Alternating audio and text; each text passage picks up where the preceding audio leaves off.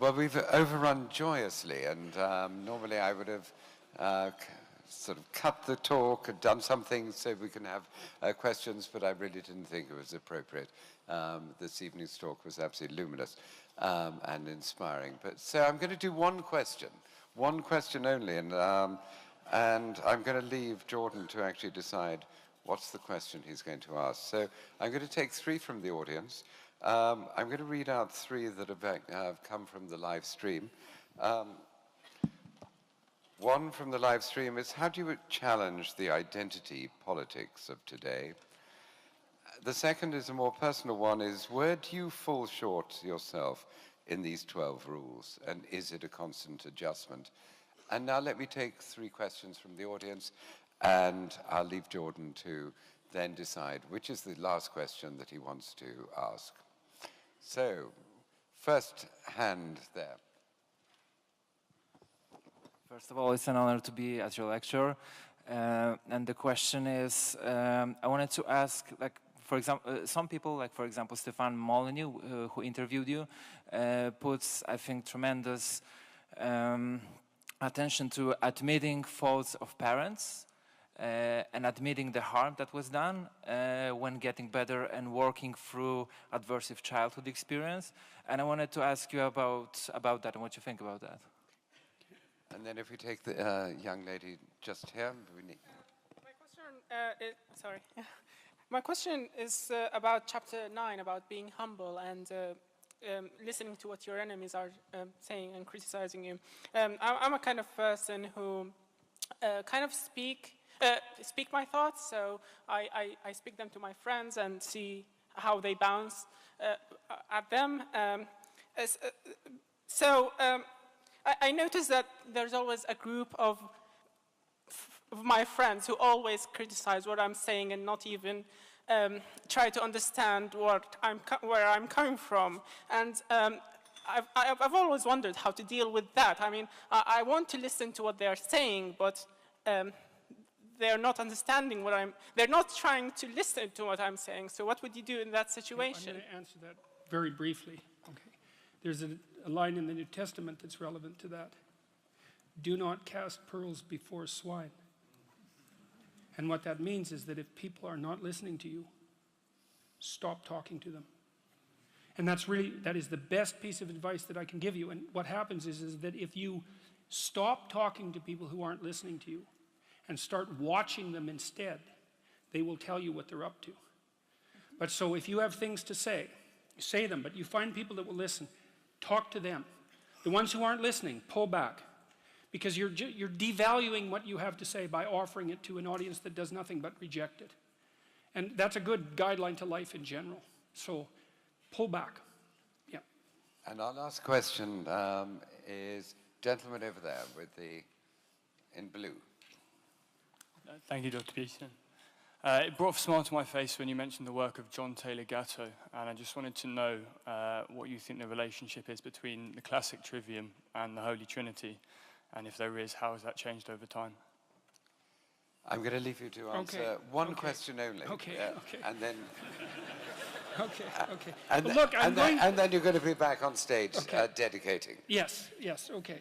I think I'm going to answer, where do you fall short in these 12 rules? Is it a constant adjustment? You know, like I wrote these rules. Why did I write these rules? Well, you know, and especially when I said, well, you should try to improve yourself instead of trying to set the world straight, or instead of worrying about what other people are doing wrong. You might say, well, that's a hell of a thing for someone to say who just wrote a book called 12 Rules for Life. It's like, you know, but the thing is that I wasn't just writing that.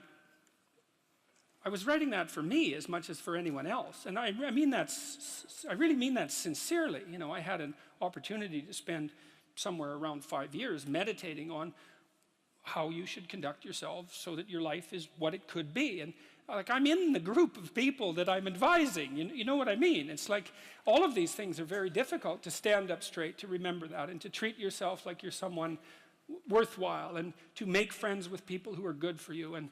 and to tell the truth, or at least not to lie. I mean, these are all ideals, right? And especially taken as a whole, they constitute a kind of ideal. And you never attain the ideal.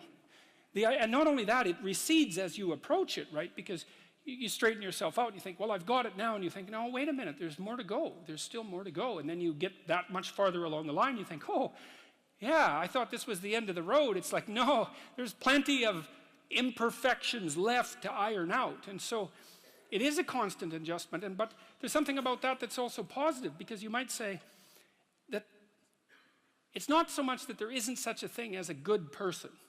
It's that our idea of what constitutes good isn't right. Because a good person is someone who's trying to get better. And no matter how good you are, there's better that you can get, but the real goodness is in the attempt. Right? It's in the process, to use somewhat of a cliche.